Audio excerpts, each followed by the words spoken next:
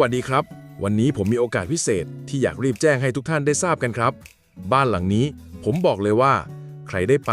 ถือว่าโชคดีมากจริงๆครับเพราะนี่คือ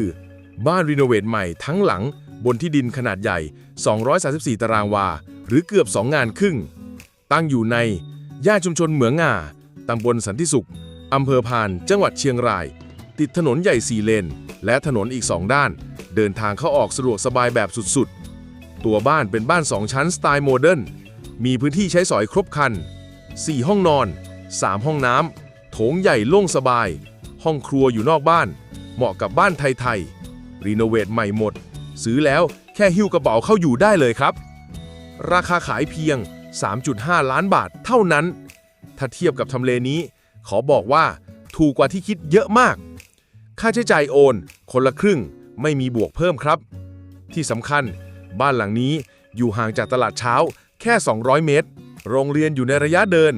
ใช้ชีวิตได้ง่ายไม่ต้องพึ่งรถทุกวัน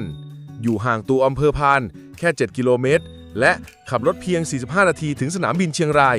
จะอยู่อาศัยเองสร้างครอบครัวเปิดร้านหรือทำโฮมออฟฟิศทุกอย่างเป็นไปได้ครับ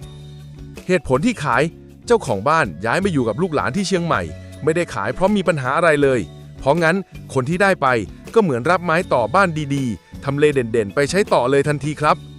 สนใจนัดดูบ้านจริงโทรหาคุณมานพได้เลยที่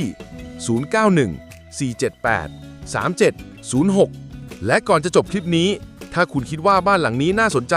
หรืออยากติดตามทรัพย์ดีราคาดีแบบนี้อีกกดไลค์กดแชร์และกดติดตามเพจหรือช่องของเราไว้เลยครับ